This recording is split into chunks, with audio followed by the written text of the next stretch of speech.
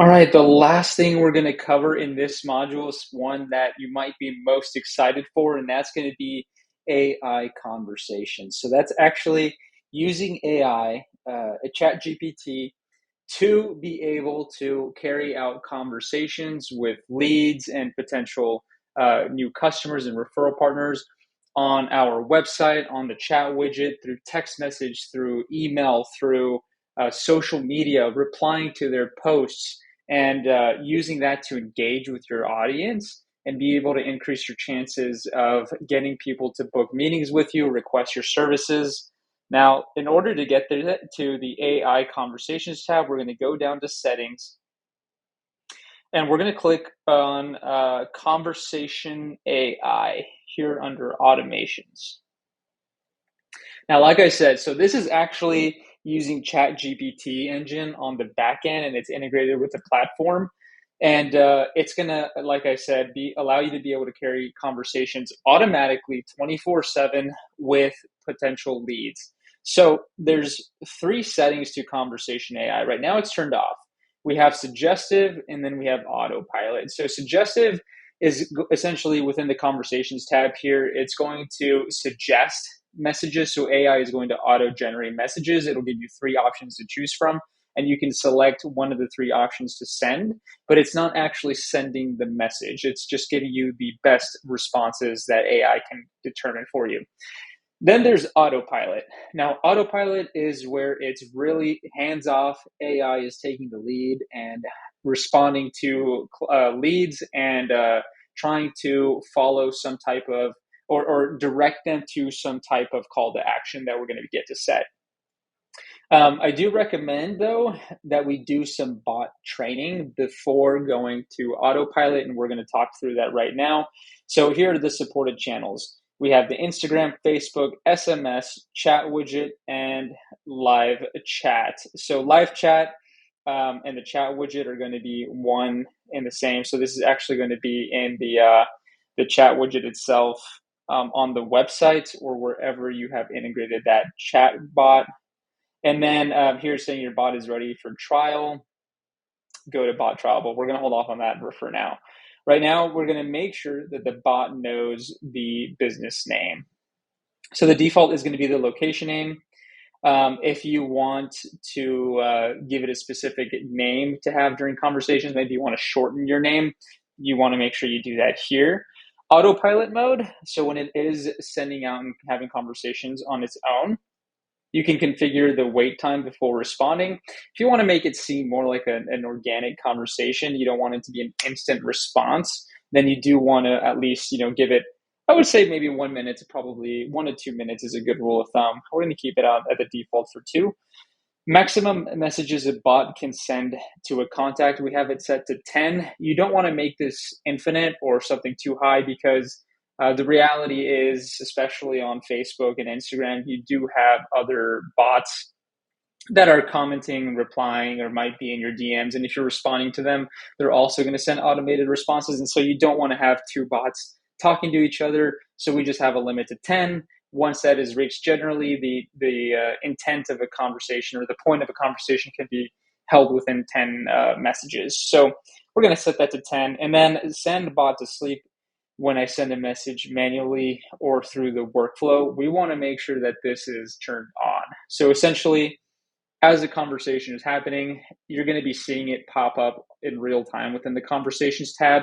If you want to step in and take action and you send a message or say someone takes an action with the bot and they choose to book a meeting with you and it triggers a workflow, we want to turn the bot off because we don't want you to respond to the person, and then the bot sends another follow-up response.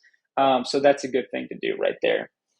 Right now, as of today, the current plan is it's 2 cents per message from the bot. So really affordable to extremely cheap. That's only going to be 20 cents for a full conversation at most.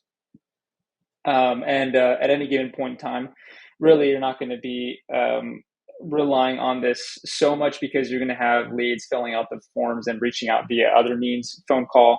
So this is really there to, again, not let anything slip through the cracks. If someone is reaching out to you, the bot is then following up. So we want to make sure we do this for the live chat and the chat widget, Instagram, Facebook. So let me make sure. So the chat widget, SMS chat, that's when someone responds to the chat widget on the website, and you're getting the notification via SMS, and then it continues the conversation with them over SMS. Live chat is when the conversation is being held purely within the chat widget on your website. And then we're actually going to go to bot training. So this is one of the best features of getting this set up.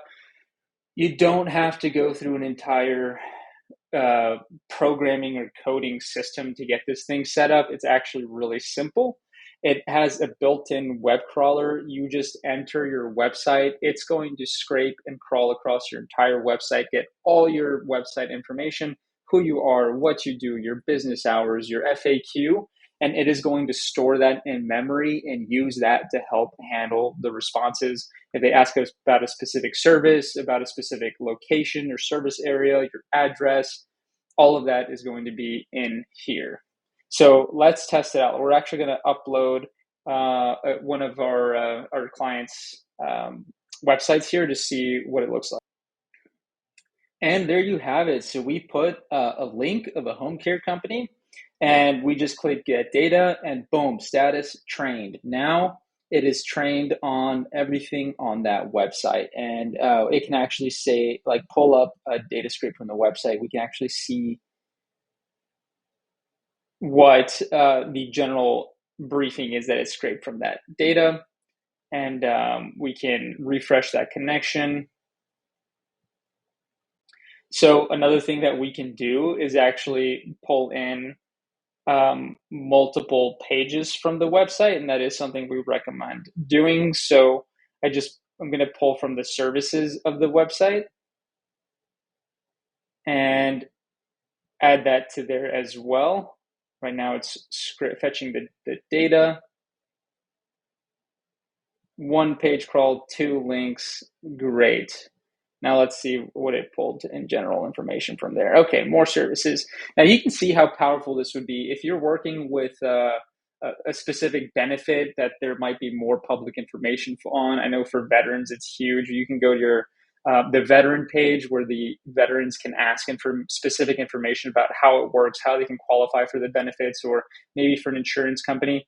You can scrape those pages and it'll train the bot. So if someone is asking specific questions about a benefit and it's pulled directly from that page, you can trust that the information is going to stay up to date.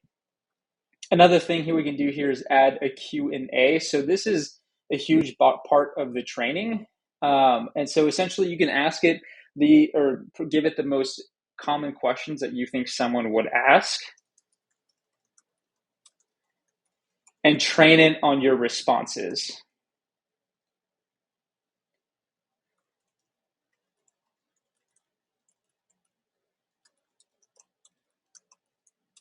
On the services.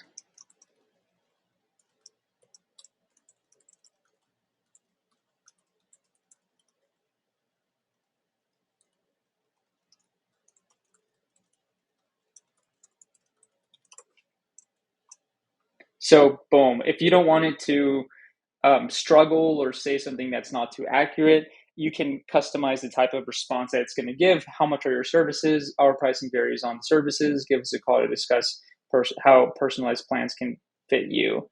And then under bot trial, this is an amazing part where we can actually check out the bot live in performance. So what services do you offer? Hey there, we offer a variety of in-home care services, from companionship to help with everyday activities. We focus on your loved one's safety and dignity. And then as a part of the training, you can actually thumbs up or thumbs down the service. Say you didn't like the response. You can say, add that automatically to the Q&A, and then train it on what you think the response should be like. So let's see if it can handle this. Let's see if it answers this. It might not have been on the pages. Yeah, aren't specified. Okay, So great example, before you go live on this, you do want to make sure that you have all your business pages on there so that it is able to pull from all those pages and get information on there. We're going to say like that and say our hours of operation are from, let's say, 8 to 6 from Monday through Saturday. Boom. Now we're training the bot. We're actively training the bot like this. And you can just go through a variety of scenarios and what you think people would ask. The next thing is going to be in configuring the intent. So this is where we tell the bot what we want the outcome of its conversations to be.